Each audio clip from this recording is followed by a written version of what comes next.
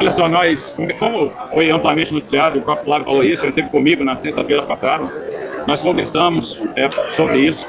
O presidente Bolsonaro, que é uma pessoa que eu respeito muito, e sempre disse que eu ia ser leal ao Bolsonaro, que eu sou grato ao Bolsonaro, eu tenho essa lealdade, é inegociável. Ele disse, o Flávio, da escolha que o Bolsonaro fez pelo nome dele, e é isso, o Flávio vai contar com a gente. O Flávio tem uma grande responsabilidade a partir de agora, ele se junta a outros grandes nomes da oposição que já colocaram seus nomes à disposição. A gente tem o Romeu Zema, a gente tem o Ronaldo Caiado, acho que outros nomes vão aparecer, a gente pode ter aí o Ratinho Júnior, todos extremamente qualificados, e a responsabilidade que recai sobre os ombros dele agora é discutir o futuro do Brasil, é estabelecer um plano de consenso que pense, que olhe aí o futuro do nosso país. A gente tem que discutir as razões do atraso do Brasil e por que, por vezes, a gente fica para trás. Durante muitos anos, a gente deixou de pensar o futuro, deixou de fazer um planejamento de longo prazo. Talvez, na história recente, a gente só tenha registro de um planejamento de longo prazo, de fato, no plano real. Então faz muito tempo que não se pensa o Brasil de forma estrutural. E isso tem feito com que o Brasil tenha ficado para trás. A gente está estagnando. Se você comparar o crescimento do Brasil com de outros países, principalmente renda per capita, você vai ver que o Brasil está ficando para trás. E nos últimos 40 anos, a gente se deparou com muitas crises, mais crises do que os nossos pares, mais crises do que outros países, e às vezes crises severas. E a gente tem que se perguntar por que isso acontece. Uma das razões é, de fato, o problema de liderança, o problema de falta de liderança, e a gente precisa reconectar a liderança com a população, com a sociedade. É um desafio adicional reconectar a liderança com a sociedade nos tempos de hoje, onde você tem uma questão de mediatização, e a gente precisa, de fato, aproximar as lideranças das famílias, aproximar as lideranças das pessoas. A gente tem que pesquisar o que a história nos ensina, que nós, no Brasil, tem vários nichos de excelência, nós temos setores que se deram muito bem, que se desenvolveram muito. Podia citar o setor aeronáutico, podia citar o setor do agro, o papel da Embraer, o papel da Embrapa. Por que deu certo no agronegócio? Por que a gente venceu, tomou o solo tropical? Por que a Embraer virou um case de sucesso?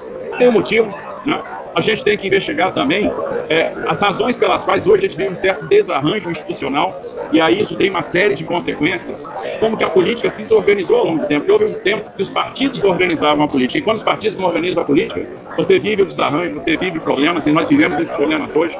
Pega a quantidade de decisões do judiciário que tem impacto no primário, que tem efeito no resultado primário. Isso é um pouco de liberdade demais interpretativa. Então a gente precisa sentar na mesa e resolver essas questões, discutir questões, por exemplo, como a desigualdade que permanece no nosso país. Muitas vezes dá a impressão que a gente andou para trás. Discutir questões importantes como a questão da produtividade.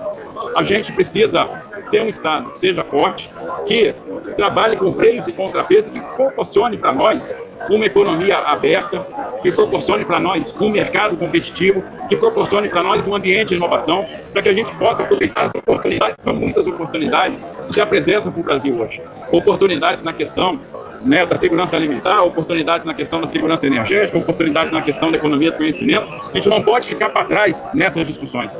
A gente tem que se preparar porque está vindo para isso. A gente tem que se preparar para uma crise fiscal, e ela vai acontecer. Ela tem dia e hora para acontecer. E em 7 está escrito, nós vamos ter um problema, que essa crise fiscal vai ser grave, o endividamento brasileiro aumentou muito. Como que a gente vai se preparar para isso?